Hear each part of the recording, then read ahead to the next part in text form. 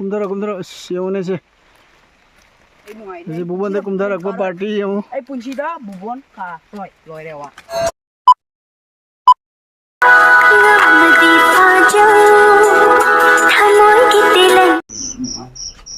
Hello channel sing han me mutare channel mayam bu anu yam ni kong no khram jari mayam ngasi kan se toi ni ngasi je blog oi deni ba ko ngasi bubon karu doi ni bubon mahadev khramu doi ni ba ko do ngasi akhoi ai ga daga duga akhoi abungo ga dora ka deni abungo gi popa da manos ba gi legi ba ko mahadev bubon ba gi manos e tau gi ba du gi ngasi je kong thu doi ni ba ko adu du gi chat toi ni do mayam je halake bubon ai do kamaya tau ge khot ke ba do je halake ba ko hoji khoi pung ani da gi hogalaga ready oi ni chana ba thana ba mama puna ko na ko ready da wi ne ba ko ko da ste le ko da tuition bai ri ade kalam doi ne ba ko tuition ga da khan ga ba ko kalam doi ni du ga gi di dum ko chingkhong da gi hauna dum mate kap na dum jeng halake ba ko mayam da kamai tau ge ana ha be do khoi bungo di sa lo le gre ado du ga di myam ko termina ra si hoji pung kya da re hoji ai pung ani da gi hoji ready da ro pa na pung hum ta re ba ko ado pung hum da gi hoji thok to bani adu ga di mayam a da chingkhong da gi una ra se ba ko chappa gi lambi jai du la roi ge ado a chingkhong da gi dum mu cha ge mayam to ga di termina ra se finally buwon chingkhong yau re sidai ka doi ni khoi gi mamme ba ko hojik ayuki pung manga ga minit tara tam ta re ko khoi pung ahum makhai dei tholok pani chingkhong yau bu da pung manga ga minit tara da chap cha yau re sidai ka khat ni ko ka ba ju me am jang jara ge adi yang minar se makhatan ka ba ho re me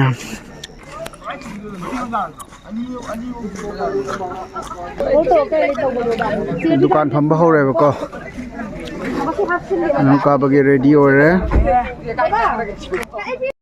या से के ले रे संगम को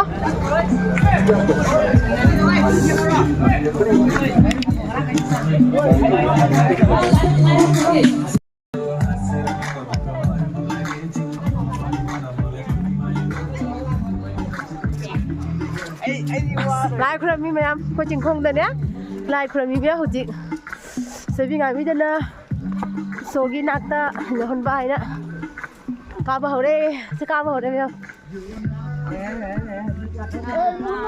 sa khai mo chen ni ka re phim da lo ne ne la phim hou da ngai ni ta bua yo re phim hou da ngai ni bu hoi da yo bai phim hou da ngai nepali mane ko na ching da re hoi da mana इसिंग द जब मुद्रा कोई group नि से निंग न काफी जगह कोई ग्रुप सिंग जे नंगन बोबी मंग काना रे दong he isi sa ke ne mo li blo bo isi ini ne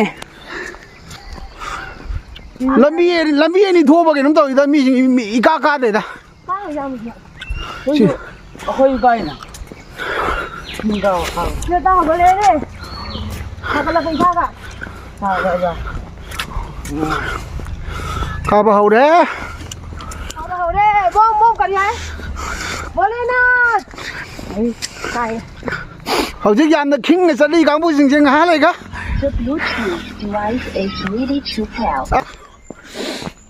che ka tharam me koi ka da ba silam bi se yong ne che ka tharam me koi chek no block se ta ka khat toi ne ho se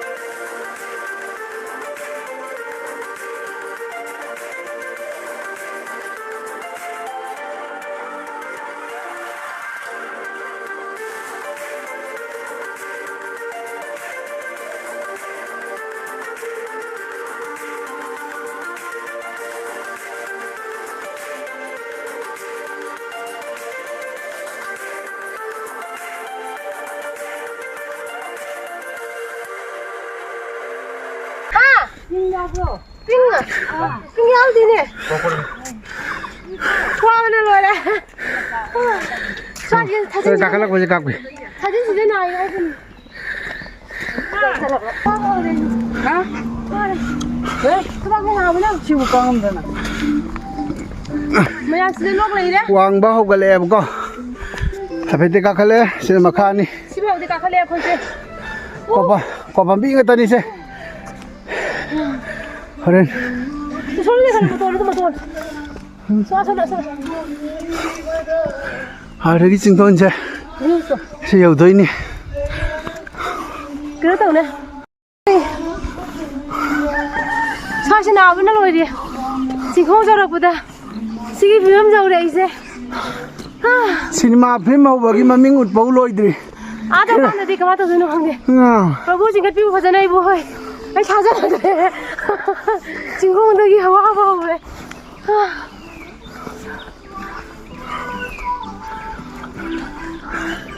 소리 보라 이. 허지가 아코이 그이노다. 풍가 미니 풍이 되게 돌아보니 해봐. 또 지금 공룡을 bunge 다이노. 뭐노? Mga ka mitara. 타이밍 가지 가서 너는 지금 뭐라? Mga ka mitara. Jadi, mar mida. 따라 저 부르고 시가. 니 따라 저 부르 마가. 여기 거기 민 풍망아가. Dong. 풍망아가 미니 따라 되기. 거기 지금 홍어 퉁어가 누가 깎을 뻔해 보고. 아도 거기 Moto maton yo ba kya pung kya sange ba 마하데기 만학 저 보다. jara ke mara mat su 야 정게 해도 그좀 좀 mara 하네. mat sum jang lak ya 거기 이래 또 지금 깎을 뻔해 보고. 아도가 뭐라 그러다 수어둠 고타니. 늘 그리면 좀 이늘 시 Long nè, long thơm này. agi sington je ka doi ni 나가 가고 와야 되나.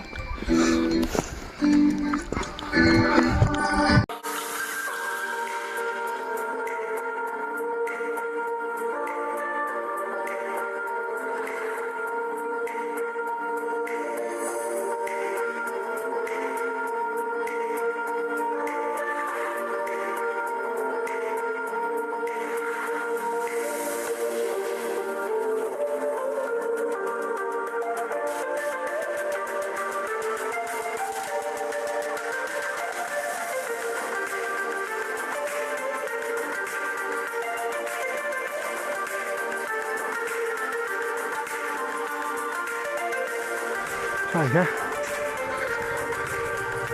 Kun namanya ko kasia iba. Jatuh si kun namo yang tahu ni. Juga singgon ni si dalai ko. Si sing si kadanya.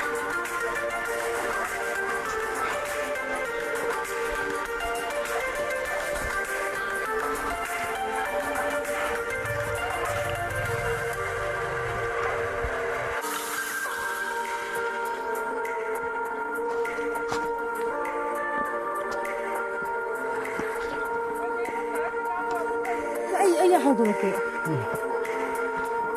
هو تيجي نقول لنا هنا تيجي نقول لنا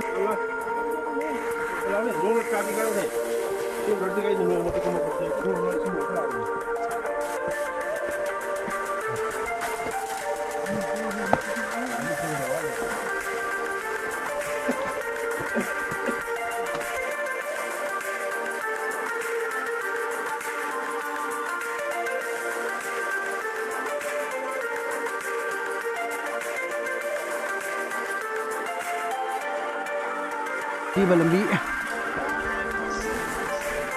Nó vào làm bí đâu phải cả đất rồi.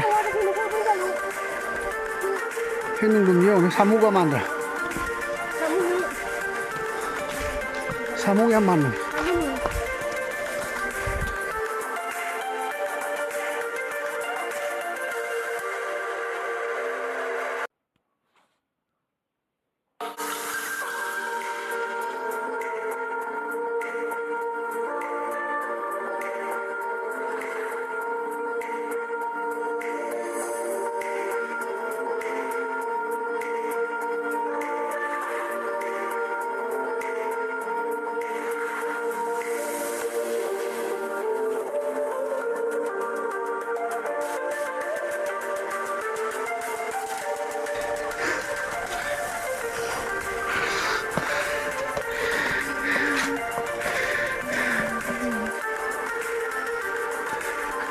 waraaga kan ngangkhalakpam kan tawri chingsisu amadi sanjara ka ki thare ama sanja ki thare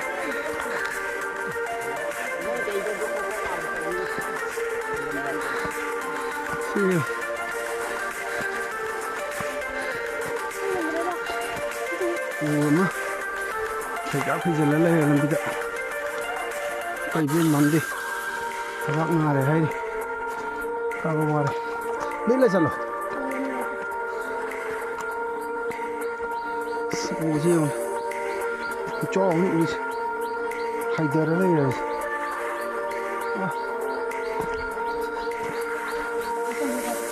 Kisah lupa se Mama ka mapagod na ipita wari mali ngay ka ba na Teka lang Ako ngay ipita wari Ma sila pamilya mo na Ma Mama mataba po kayo doon Nandi wadri ba? Wadri hero Is Hero ni So muna kita ba?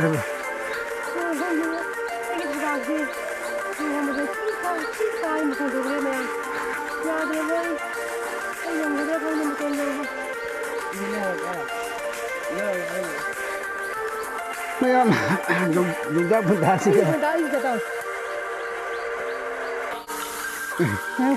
magi koi anu khuman gi sor hol na mathaba ta iku chale stereo chale dùng jak ban tha si ga ngantangan na bubon jingka na bahon na bada mayum na thamam ga da po ta sing ji ga thamba yaw la mar wa law re he mayum na thanam ga da po ta na si ga sing ji la thamba si kai gi na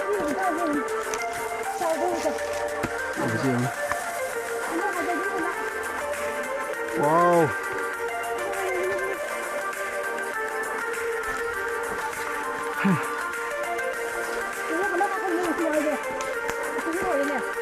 shortcut tau da nang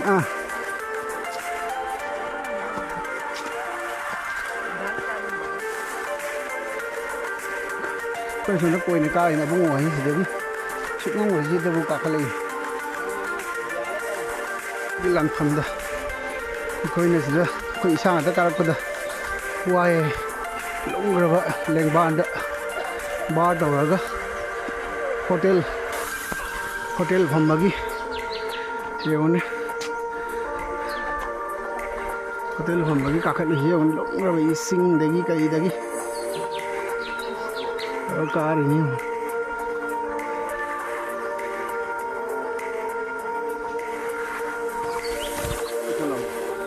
siang ni yong se sing car đâu uzo phi cái tàu chứ mà thực cái này là how số nhiều nè sẽ xì cái đi à nếu bao mà ra thì cái vòng đất gì đây nếu đi mà ra là bắt đầu đầu thì bắt xe bạn làm nan nó cái này rồi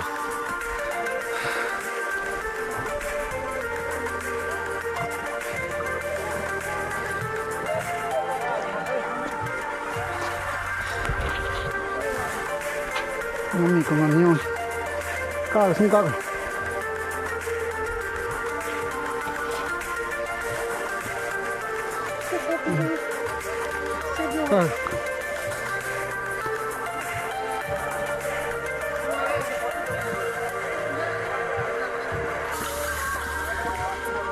Sinh nhiều.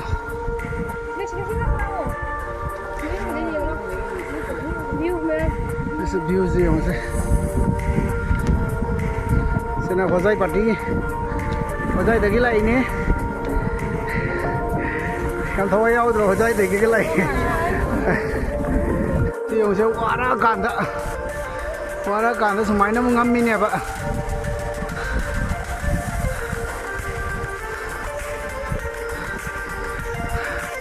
khoi be ma ande kilometer manga energy loi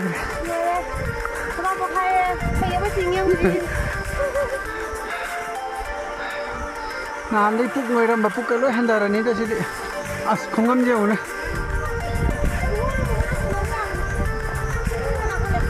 Icara ba puk bagi mahiyan deh ko. nama senang ngam deh nang nathon da kara kara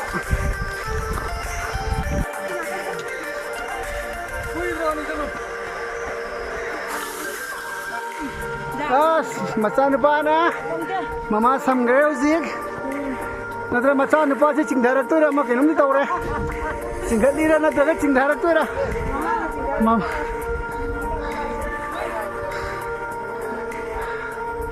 wow fazai kakalo sida latihan salah sira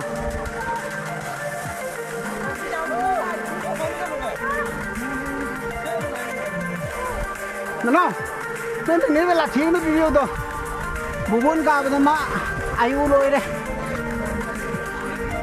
năm mình không ăn nhông,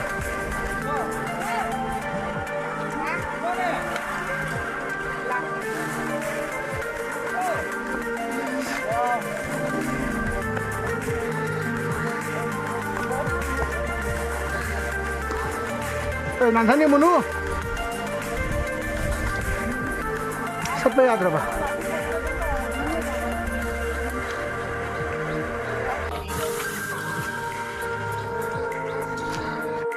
Kenapa lagi nih? View jauh nih.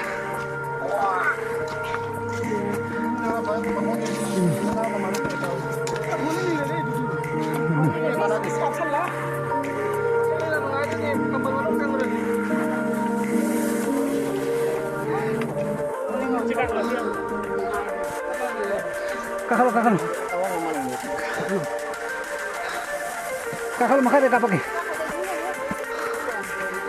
Menu, angam bakal beda. Dua lagi kamu. Laki.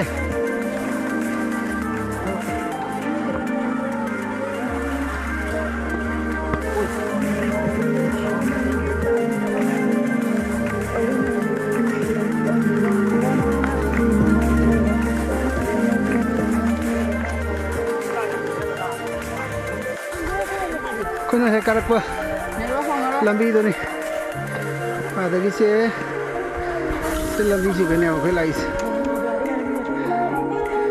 Lambi si dah lain ni apa ko? Lambi si dah lain ni. Pun cinggai orang sudah dukanam paham me.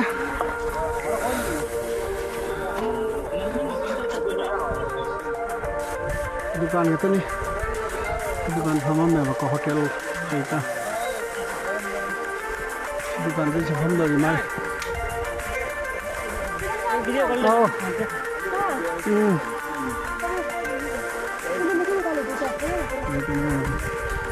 singgah ya ore Yang kuam ni bo singgah ya ore singgah gitu se kalau lepas di hotel ya betul Kita sudah leda. Yang kerja hantar ya. Tadi saya mau lihat mereka ni apa. Kamu apa? Mungkin kita ni dukung kerja pun tak lagi sama apa. Tabak sih sama ya, tabak sih. So ada problem mau iba. Kena sih jalan. Tabak sih sama apa? Nala iba sama apa? Kayak ni. Tabak sih kayak bangun tak lagi iba ni. Lagi pun nak kena mana iba. Kami sih ngah potani min mga tera potara tu koi cana bagi pore bako sana beda pore dua takan tu pore badu cakap lagi asal lagi ada dia kamu kan cepat hal ini sini cingjai koi cingjai dah koi kadi semaya yo le bako ini kait kami hit mga dah di thungi cingjai dah jadi maya mati ke pothara ga ngak ke nukhara cha ta ka tawra ga je mu kakhat le zik mu main mandir ti ma ta khumsal le sida halama thare 7:15 pungani change pero pada zik singama sindare singdo lama loye zik amukum thara ga singama upai dini chỉ thấy cái mô tô chinh mà muốn xin đây này bạn tôi tìm thấy để sổ cái đó không được bây giờ đấy ꯄꯣꯊꯥꯈꯤꯒꯦ ꯁꯤꯗ ꯄꯣꯊꯥꯕ ꯍꯥꯏꯗꯤ ꯆꯠ ꯄꯣꯊꯥꯗꯣꯏꯅꯦꯕ ꯁꯤꯗꯩꯗꯤ ꯅꯣꯡꯁꯨ ꯆꯨꯊꯔꯛꯑꯦ ꯀꯃꯥꯏꯅ ꯇꯧꯗꯣꯏꯅꯣ ꯁꯤꯗꯤ ꯅꯣꯡ ꯆꯨꯊꯔꯛꯑꯦ ꯁ꯭ꯋꯥꯏꯗ ꯑꯩꯈꯣꯏꯒꯤ ꯅꯥꯄꯤ ꯆꯥꯕꯤ ꯍꯥꯏꯕ꯭ꯔꯥ ꯀꯩꯅꯣꯝꯃ ꯂꯩꯔꯝꯃꯅꯤ ꯅꯣꯡꯁꯨ ꯌꯥꯝ ꯀꯟꯅ ꯆꯨꯊꯔꯛꯑꯦ ꯐꯔꯛ ꯇꯥꯗꯣꯔꯤꯗ ꯃꯌꯥꯝ ꯍꯧꯖꯤꯛꯇꯤꯅꯦ ꯀꯨꯝꯅꯕ ꯉꯥꯛꯇꯅꯦꯕꯀꯣ ꯍꯣꯏ ꯀꯨꯝꯅꯩꯌꯦꯕꯀꯣ ꯀꯥꯈꯠꯄꯁꯦ ꯌꯥꯎꯗꯦ ꯍꯧꯖꯤꯛꯁꯦ ꯀꯥꯈꯠꯄ ꯌꯥꯎꯗꯕꯁꯤꯗꯤ ꯏꯁꯥꯁꯦ ꯇꯦꯛꯈꯠꯂꯛꯑꯦ ꯑꯩꯁꯦ ꯉꯁꯥꯏ ꯀꯥꯔꯛꯄ ꯃꯇꯝꯗꯣ ꯑꯁ ꯑꯗꯨꯒ ꯊꯋꯥꯏꯒꯁꯦ ꯂꯣꯏꯔ ꯃꯥꯜꯂꯦ ꯈꯜꯂꯨꯔꯦ ꯑꯩꯗꯤ ꯑꯗꯣ ꯍꯧꯖꯤꯛꯅ ꯇꯨꯝꯊꯣꯛꯄ ꯑꯣꯏꯕꯅꯤꯅꯅꯦ ꯑꯗꯨ ꯌꯥꯝ ꯋꯥꯗꯦꯕ ꯑꯩꯅ ꯍꯛꯆꯥꯡ ꯎꯗꯅ ꯄꯨꯛꯀ ꯇꯧꯔꯤꯁꯤ ꯄꯨꯛꯅ ꯃꯥꯡ ꯊꯥꯔ ꯆꯠꯂꯦꯔꯝꯃꯤ ꯑꯩꯈꯣꯏ ꯗꯥꯗꯤ ꯃꯅꯤꯡꯗ ꯕꯦꯛ ꯑꯆꯧꯕ ꯑꯃ ꯄꯨꯔꯦꯕ ꯑꯩꯈꯣꯏꯒꯤ ꯑꯩꯒꯤ ꯀꯩꯅꯣꯁꯤ ꯌꯥꯝꯅ ꯑꯩꯒꯤ ꯄꯨꯟꯁꯤꯁꯨ ꯆꯥꯎꯊꯣꯛꯑꯝꯃꯦ ꯐꯤꯁꯨ ꯃꯥꯏꯊꯖꯔꯒ ꯑꯩꯈꯣꯏꯒꯤ ꯐꯤ ꯁꯦꯠꯂꯒ ꯂꯥꯏ ꯈꯨꯔꯨꯝꯕꯒꯤꯀꯣ ꯑꯗꯨꯗꯣ ꯐꯤꯗꯨꯒꯤ ꯄꯤꯊꯨꯡꯁꯨ ꯌꯥꯎꯔꯦꯕꯀꯣ ꯑꯗꯩ ꯑꯕꯨꯡꯉꯣꯒꯤ ꯕꯦꯛꯇꯅ ꯀꯩꯌꯥ ꯀꯠꯅꯕꯒꯤ ꯌꯥꯎꯔꯤ ꯑꯗꯩꯗꯤ ꯗꯥꯈꯟꯁꯨ ꯁꯨꯡꯉꯕ ꯍꯥꯏꯕ ꯑꯗꯣ ꯌꯥꯎꯔꯤꯗꯣ ꯑꯩꯕꯨꯗꯤ ꯀꯩꯁꯨꯝ ꯄꯥꯏꯗꯦ ꯑꯩꯕꯨꯗꯤ ꯀꯩꯅꯣ ꯃꯆꯥ ꯑꯃꯅꯤ ꯁꯥꯏꯠ ꯕꯦꯛ ꯃꯆꯥ ꯑꯃꯇꯅꯦꯕ ꯑꯩꯅ ꯄꯥꯏꯖꯔꯤꯁꯦ ꯑꯁꯤꯒ ꯑꯩꯅ ꯄꯪꯋꯥꯗ ꯋꯥꯕ ꯃꯣꯏ ꯑꯅꯤꯁꯤꯅ ꯄꯣꯠ ꯑꯗꯨꯝ ꯄꯨꯔꯛꯁꯨꯅꯦ ꯈꯪꯕ꯭ꯔꯥ ꯑꯝꯇ ꯋꯥꯗꯦꯕ ꯃꯣꯏ ꯑꯅꯤꯁꯦ ꯀꯃꯥꯏꯅ ꯇꯧꯔꯤꯅꯣ ꯈꯪꯗꯦ ꯑꯩ ꯌꯦꯡꯕ ꯍꯩꯅꯗꯕꯅ ꯉꯁꯥꯏꯁꯦ ꯀꯩꯗꯧꯒꯦ ꯍꯥꯏꯗꯨꯒ ꯍꯧꯒꯠꯂꯛꯄꯗꯨꯗꯅꯦ ꯑꯩꯒꯤ ꯊꯕꯥꯛꯁꯦ ꯍꯦꯛꯇ ꯊꯕꯥꯛꯁꯦ ꯄꯪ ꯁꯥꯒꯠꯂꯒ ꯑꯗꯒꯤ ꯊꯕꯛ ꯁꯣꯔ ꯍꯣꯟꯕꯁꯨ ꯋꯥꯔꯛꯏꯕꯀꯣ ꯑꯗꯨꯒ ꯑꯩ ꯈꯕꯤ ꯑꯩꯈꯣꯏ ꯗꯥꯅ ꯍꯥꯏꯕꯅ ꯀꯩꯅꯣ ꯇꯧꯔꯗ꯭ꯔꯥ ꯍꯥꯏꯅ ꯖꯪꯒꯜꯂꯤꯁꯤꯗꯤ ꯖꯪꯒꯜꯂꯤ ꯃꯃꯤꯡꯅꯦ ꯑꯩꯈꯣꯏ ꯗꯥꯅ ꯍꯥꯏꯕ ꯅꯪ ꯀꯥꯕ ꯉꯝꯃꯔꯣꯏꯗ꯭ꯔꯥ ꯀꯨꯝꯕꯁꯤꯔꯥ ꯍꯥꯏꯅ ꯑꯩꯈꯣꯏ ꯗꯥꯅ ꯍꯥꯏꯌꯦꯕꯀꯣ ꯑꯗꯩ ꯑꯩꯅ ꯇꯞ ꯇꯞꯅ ꯑꯗꯨꯝ ꯀꯥꯗꯣꯏꯅꯦꯅ ꯁꯨꯃꯥꯏꯅ ꯇꯧꯅ ꯏꯁꯣꯔꯅ ꯆꯤꯡꯈꯠꯄꯤꯔꯦ ꯌꯧꯗꯣꯔꯦ ꯍꯧꯖꯤꯛ ꯌꯧꯀꯥꯟꯗ ꯑꯃꯨꯛ ꯌꯥꯝ ꯌꯧꯔꯝꯗꯥꯏ ꯃꯇꯝꯗꯣ ꯑꯗꯨꯃꯨꯛ ꯌꯦꯡꯍꯜꯂꯛꯀꯦ ꯑꯗꯨꯒ ꯚ꯭ꯌꯨꯁꯨ ꯌꯦꯡꯍꯜꯂꯛꯀꯦ ꯑꯩꯈꯣꯏꯅ ꯌꯨꯝꯒꯤ ꯆꯠꯂꯤꯕ ꯚ꯭ꯌꯨꯁꯦ ꯑꯁꯤ ꯌꯦꯡꯍꯜꯂꯛꯀꯦꯕꯀꯣ ꯖꯪꯒꯜ ꯄꯨꯔꯥ ꯀꯩꯅꯣꯅꯤ ꯆꯠꯂꯤꯁꯦ ꯀꯤꯖꯕ ꯑꯃ ꯌꯥꯎꯋꯦ ꯑꯗꯨꯒ ꯑꯩꯒꯤ ꯂꯥꯛꯃꯤꯟꯅꯕ ꯅꯨꯡꯁꯥ ꯆꯣꯡꯊꯣꯔꯒꯅꯤ ꯑꯗꯨꯝ ꯑꯩꯒꯤ ꯂꯥꯛꯃꯤꯟꯅꯕ ꯒ꯭ꯔꯨꯞꯇꯨꯗꯤꯅꯦ ꯆꯥꯏꯅ ꯂꯧꯔꯦ ꯃꯣꯏ ꯈꯪꯉꯕ ꯄꯥꯡꯒꯜ ꯌꯥꯝ ꯀꯟꯕ ꯖꯥꯠꯅꯦꯕ ꯑꯩꯈꯣꯏꯗꯤ ꯄꯥꯡꯒꯜ ꯌꯥꯎꯗꯕꯅꯤꯅ ꯑꯩꯈꯣꯏꯁꯦ ꯂꯩꯍꯧꯔꯦ ꯑꯗꯨꯒ ꯆꯤꯡꯌꯥꯏꯗꯒꯤ ꯑꯩꯈꯣꯏ ꯑꯇꯥꯇꯟꯒ ꯑꯗꯩꯗꯤ ꯀꯩꯅꯣꯒ ꯆꯅꯥꯒ ꯄꯨꯔꯦꯕꯀꯣ ꯆꯅꯥ ꯕꯖꯥꯔꯒ ꯑꯗꯨ ꯆꯥꯕꯗꯒꯤꯁꯨ ꯄꯥꯡꯒꯜꯁꯦ ꯈꯔ ꯇꯦꯛꯈꯠꯂꯦ ꯑꯗꯨꯅꯤ ꯍꯧꯖꯤꯛ ꯏꯁꯥꯁꯦ ꯐ꯭ꯔꯦꯁ ꯈꯔ ꯑꯣꯏꯅ ꯅꯨꯡꯉꯥꯏꯔꯦ ꯑꯗꯣ ꯅꯣꯡꯁꯨ ꯈꯔ ꯄꯣꯂꯤ ꯇꯥꯏ ꯑꯗꯨꯝ ꯐꯈ꯭ꯔꯦꯕꯀꯣ ꯑꯗꯨꯝ ꯃꯌꯥꯝꯁꯦ ꯍꯜꯂꯛꯀꯦ ꯚ꯭ꯌꯨꯁꯦ ꯃꯌꯥꯝꯁꯦ ꯁꯤꯗꯅꯦ ꯆꯠꯂꯤꯁꯦ ꯁꯤꯒꯤ ꯆꯥꯔꯤ ꯐꯥ ꯃꯃꯥꯡꯗ ꯆꯠꯂꯤ ꯕꯦꯒ ꯑꯃ ꯄꯣꯔꯒ ꯃꯥꯒꯤꯗꯃꯛꯇꯅꯤ ꯃꯃꯥꯒ ꯃꯄꯥꯒ ꯉꯁꯤ ꯃꯥ ꯄꯨꯔꯒ ꯂꯥꯛꯏꯁꯦ ꯃꯥꯒꯤ ꯋꯥꯔꯤ ꯌꯥꯝꯅ ꯂꯩꯈ꯭ꯔꯦꯗ ꯃꯌꯥꯝ ꯅꯣꯡꯃ ꯂꯤꯔꯛꯀꯦ ꯁꯣꯏꯗꯅ ꯑꯩꯈꯣꯏ ꯑꯕꯨꯡꯉꯣ ꯄꯣꯛꯂꯛꯄꯗꯒꯤ ꯅꯥꯈꯤꯕꯗ ꯋꯥꯈꯤꯕ ꯃꯌꯥꯝꯗꯣ ꯅꯣꯡꯃ ꯁꯣꯏꯗꯅ ꯑꯩꯅ ꯋꯥꯔꯤ ꯂꯤꯖꯔꯛꯀꯅꯤ ꯑꯗꯣ ꯑꯗꯨꯒꯤꯗꯃꯛꯇꯅꯤ ꯑꯗꯨꯒ ꯍꯥꯇꯦ ꯕꯕꯥꯁꯦ ꯂꯦꯞꯈꯤꯕꯒꯤ ꯂꯥꯛꯏꯅꯦꯕꯀꯣ ꯋꯥꯁꯨ ꯋꯥꯅ ꯑꯗꯨꯅ ꯁꯤꯅ ꯑꯃꯨꯛ ꯈꯔ ꯑꯃ ꯀꯨꯝꯃꯛꯑꯦ ꯃꯣꯏꯅ ꯉꯔꯥꯡ ꯀꯥꯔꯒ ꯉꯁꯤ ꯐꯣꯟ ꯀꯨꯝꯊꯅꯔꯛꯄꯅꯦꯕ ꯑꯩꯈꯣꯏꯅ ꯑꯍꯤꯡ ꯂꯦꯛꯅꯤꯡꯗꯕꯒꯤ ꯑꯌꯨꯛꯇ ꯂꯥꯛꯄ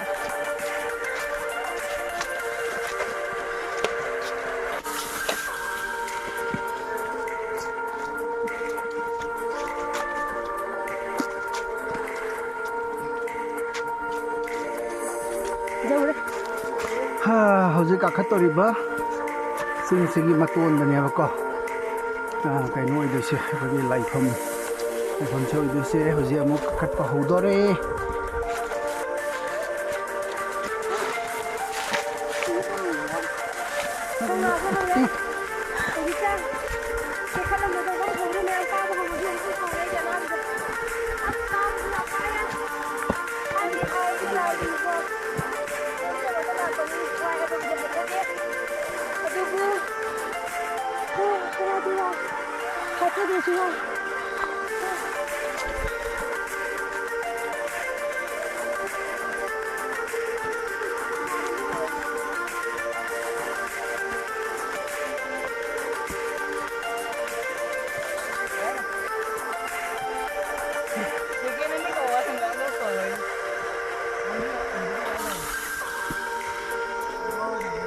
ꯏꯆꯥꯅꯨꯄꯥꯒ ꯑꯩꯈꯣꯏ ꯏꯕꯦꯝꯃꯒ ꯀꯥꯈꯠꯂꯤ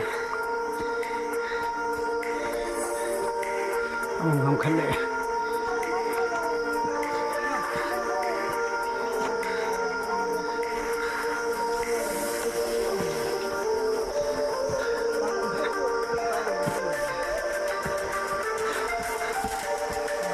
Isan bana amati khatkare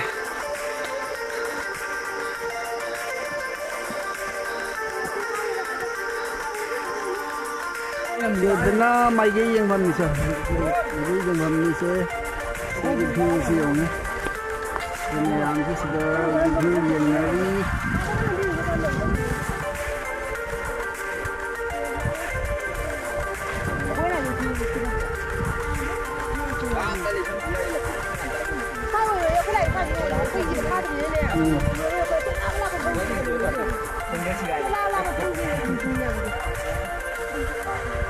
Sudah keren ngomong lagi, jung hangat ni apa?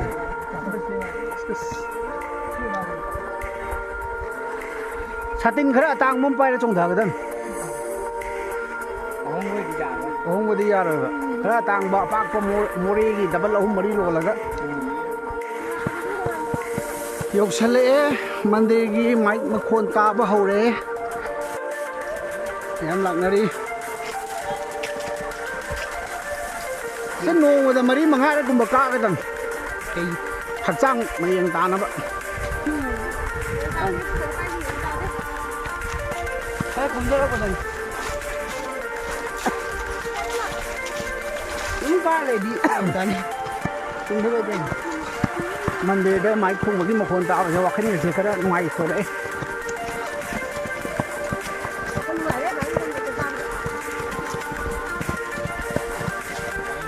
Yore se aroy bang man jile khalaga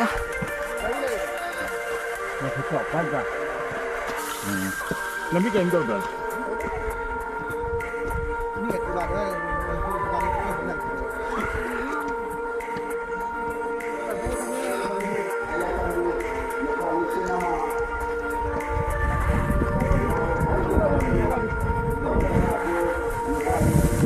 Yore finally yore mi di kum na rak bari yore me dhana re mi khoi na hoji yore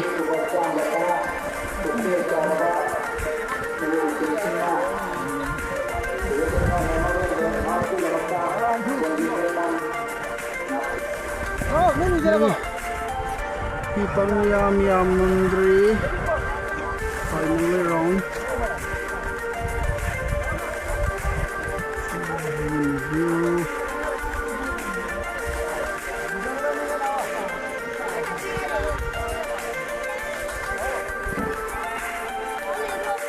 Kasi do sahi rup na banya kum sidi nganu bo le phangai na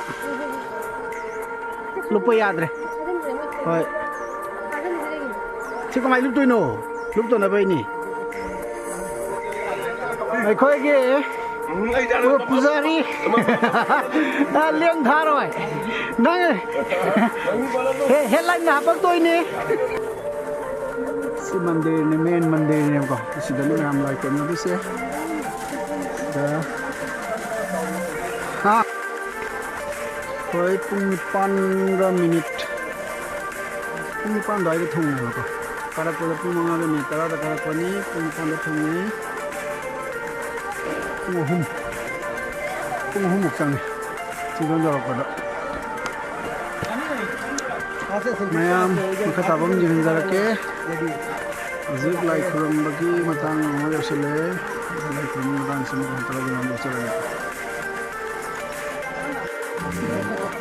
zik lai khuram bagi ready oi re masa koi loina firon hong do e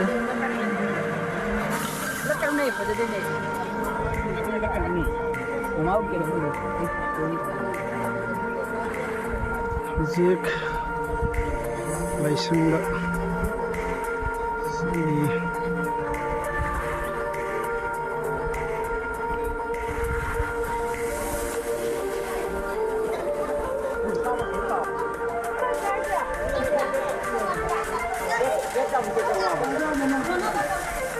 Manglai Axel Lup Sonai Kasas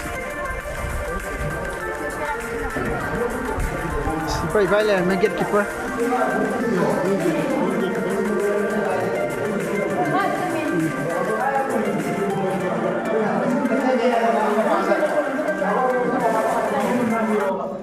ꯑꯃꯃꯨꯛꯇ ꯇꯧꯔꯛꯏꯗꯤ ꯌꯥꯔꯣꯏ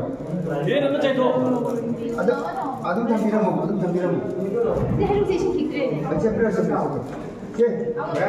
ꯁꯦ ꯇꯤꯁꯟꯁꯨ ꯄꯤꯀꯣ ꯁꯦ ꯁꯅꯥꯁꯦ ओम नमः शिवाय नमः महादेव हनुमान महादेव श्रम पाद देव कराय नमः चलो ठीक है तो आता है चलो ही करा ही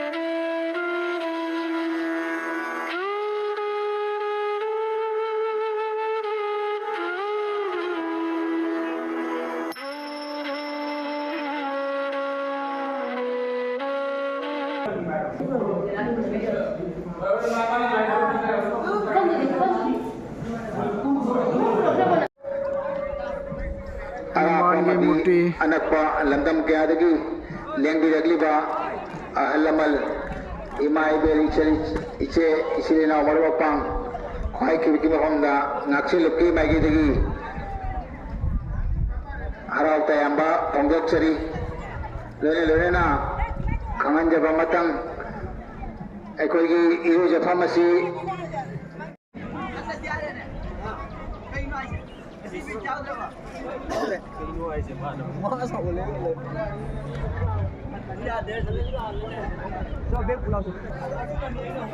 हनुमान खुरामेमा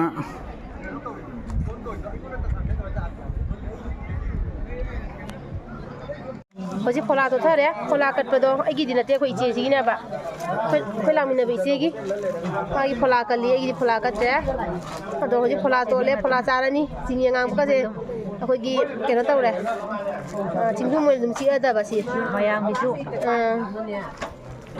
ꯆꯥꯊꯗ꯭ꯔꯕꯅꯤ ꯍꯧꯖꯤꯛ ꯁꯤ ꯆꯥꯊꯔꯒ ꯑꯗꯨ ꯑꯩꯈꯣꯏ ꯀꯣꯏꯗꯣꯏꯅꯦꯕ ꯀꯣꯏꯕꯗꯣ ꯑꯗꯨꯝ ꯎꯠꯂꯛꯀꯦ ꯃꯌꯥꯝ ꯁꯤꯒ ꯃꯤ ꯃꯌꯥꯝ ꯐꯝꯃꯤꯁꯦ ꯁꯤ ꯒꯦꯁ ꯍꯥꯎꯁ ꯍꯥꯏꯇꯥꯔꯦ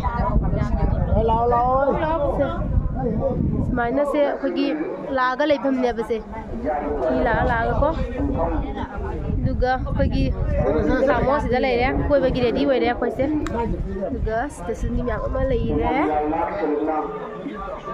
ꯍꯥꯎ कैमरा ना हुए तो Ulan uloga. Saya kamera udah macam mana tu tadi. Yang tu tu.在地方家里，别多个，别去现在做经济的拿到。没有，就已经回来家里，回来家了会过去日本。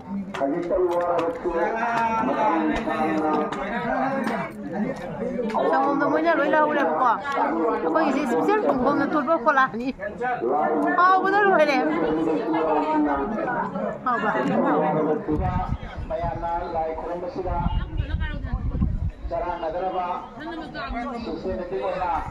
like और मानवी ने भी नमस्कार सिंधी भाई ना नाचे लोग के माइके दे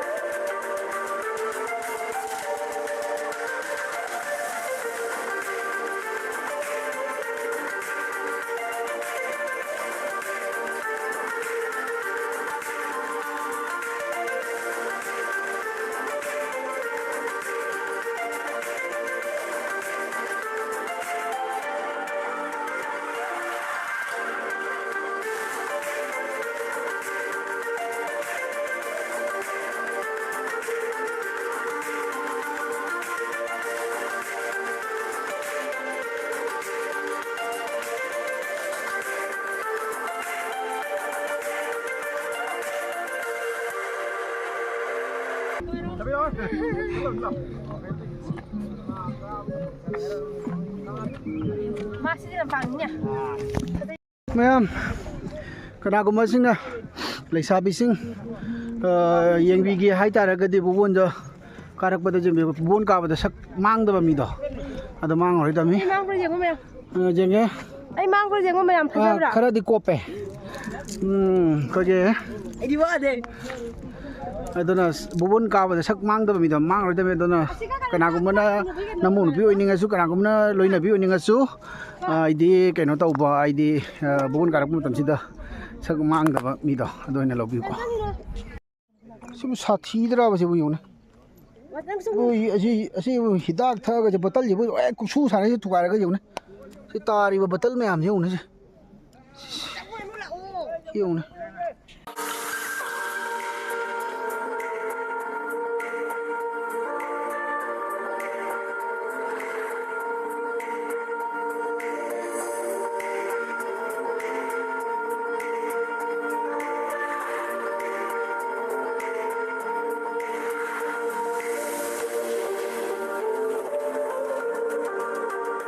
thili thili chure nanaw nang kai gina ha tining dekhe sena new road nawala mini sena dengan orang de lakwa nung lambi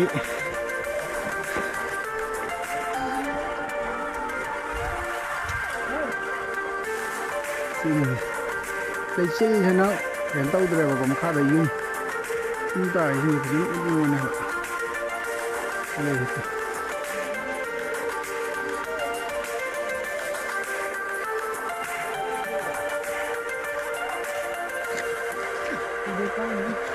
làm bia nó có xây dựng cái mày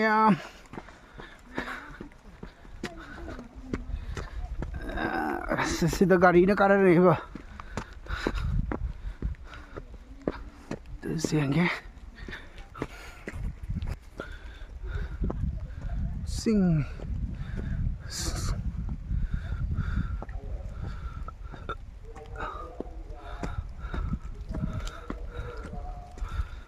मीदी काहे न काना रखते सिंखों दर नो वेदर से सो Bong हम ताऊ रे nông rất teli જોઈએ ba dana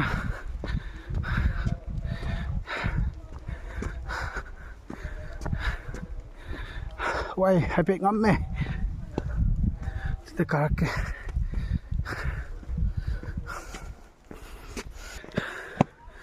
nami kong haji kar ri ba wai sadau thong Bunga na di mana? Camuran. Kis Kalasanat Sinlegain Bachani Gatara Kis Surya Singh Bantarapur Bachama Koijan Ranjit Bantarapur Bachama Gatara Pinagati Singh Bantarapur Bachani Arba Pokchal Charaba Sauravi Singh Asina Resa Sasi Sabada Selji Matang Asin Singh Asin Pibilamki Iyo Singh Asina Di khangdrabo khare abi brokte kana lewi maya gangu du ngamu ene ne kana so yi ga sai diwan ko ne ko yi ko na diyo ni ko da sire nangi kuina uda ba koi na pani nangi do khanga ba nimit khuding gi thagala ko nimit khuding gi mam dai dai nimit mam dai khuding gi yengi na ku na ma ure da na fu ko ba sha urak tri mina kam nungai khang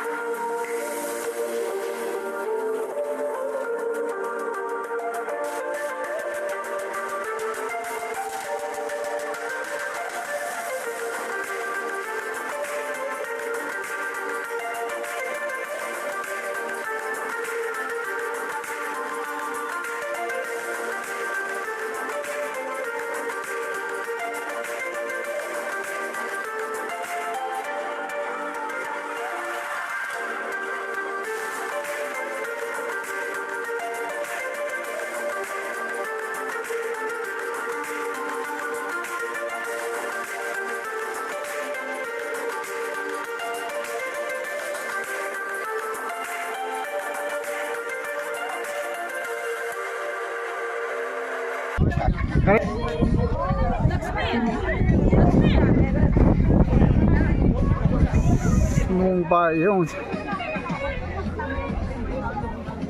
nung sangi sumailem da ne ba nung ba yi myang yung ni yam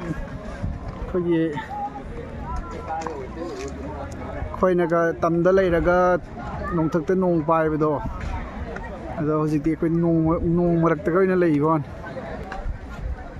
nong pai yung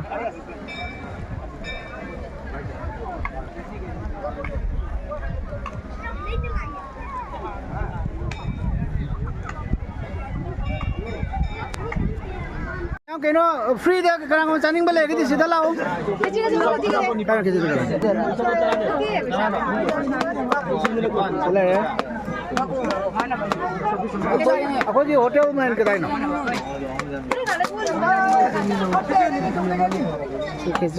keji adi berapa keji jangan kali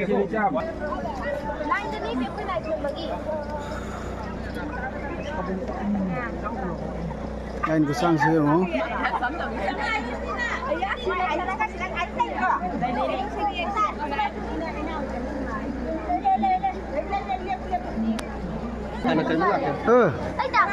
Itu lah ini. Pung nipan na mi ang boleh dalam daun ni, je pung terayo, boleh yang na.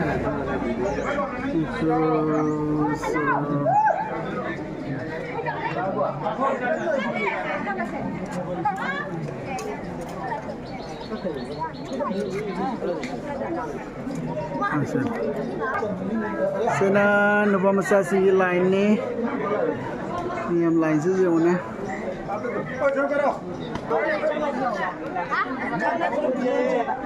Sana nupa ki line.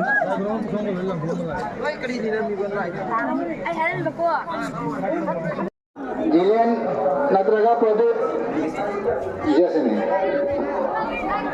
हम तो माझी खोज रहे थे तारीफ ले लगे लेकिन जाना तो हम तो लापी ना बाइकिंग गेरी नहीं भाई मैं जो कर आया Lagi tu kumudra.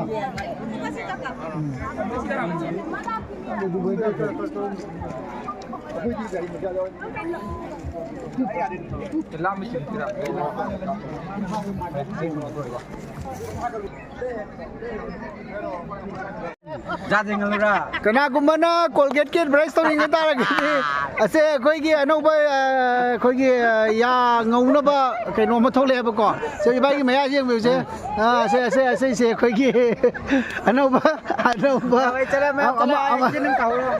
anau ba ya mu na ba dam thole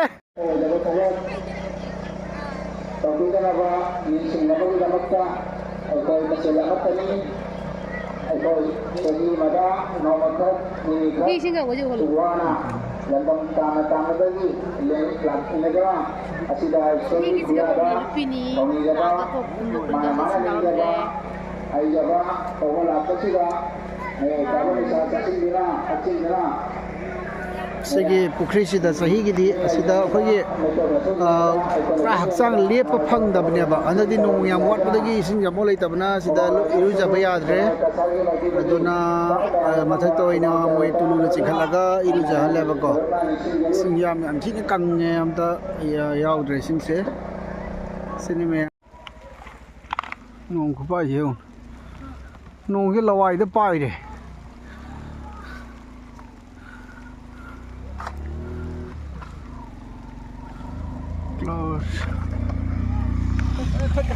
Oh.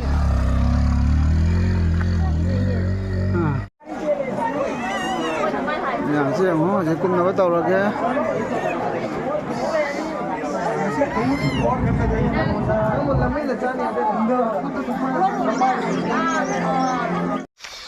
Kumdara siêu này chứ.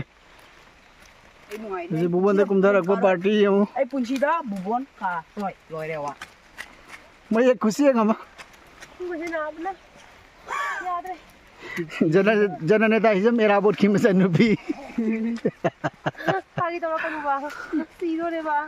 ये बोले थे मखों कैसे ये मतलब Tuang tu kan dah, tuang deh. Ai di pajaban. as aroi bi na le ba aroi bi ni Gapo joli ni. ni jon jari ni ke do ke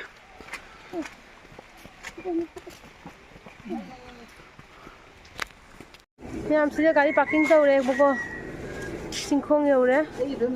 Sini hotel kapami buko, mana kali parking tahu deh buko saja. Kau kali dia macam ada ni ba, saya jangan latih kau kali ni.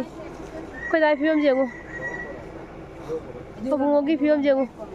Kong hingga je mu ba, kong kau je kalau tu. Film ti je. Film je mu se. Kong tu kaya je mu ne. Kong yang loi ba. Kong kaya ni kaya je mu. Lal Bahadur Shastri की मचान नुपी याद है पटना वाली Lori mày sắc cái gì lôi đấy mua sao mà xong rồi lôi trôi lên xe nuông xong rồi thì sẽ lôi trôi lên bọc nuông ta đó nè nuông rau hay đây nè bà nó đi cùng bông làm được nữa quá cái đấy có dịch xui nhở ơi không có gì làm này bọc xin khá Khasya Punji haidо moi khasya gi jum tai ba ko siga sim me am tai sida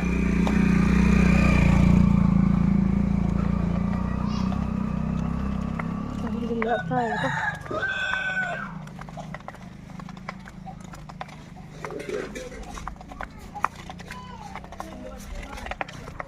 Mapa masa zo gre ene maning da le heure Mày xem nông thế gì chinh đó sinh ra nông bài khơi dâu bra xem mà tất nông ta đi bà xem mà nó sai nông mà bài sẽ lấy nè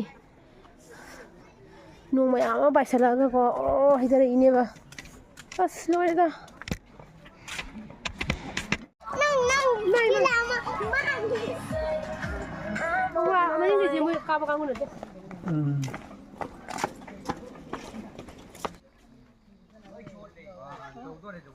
Ubon kuma po kambu sing segi phim ji jeng phim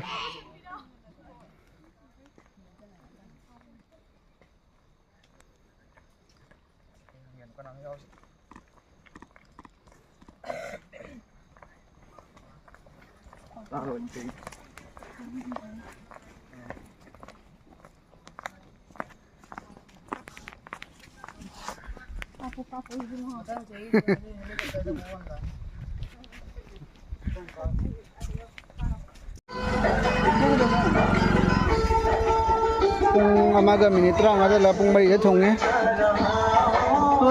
mu kum jore am stale re kilo ni 1 kilo ni masa ko 1 kilo ni Maya finally chingkong jau re khoi sidami amma le kum thara ko kakat pagi su Sida gari parking da bogi sida gari ma wala ide boko Kulai ga yo Kulai sani kulai ja hange amta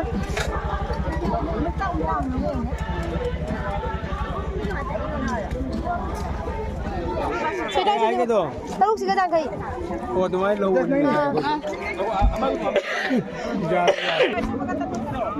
Ya mai kulai lau le kulai sani nei hon da ku ka to yo sani ni kun taruk ta ko yang kai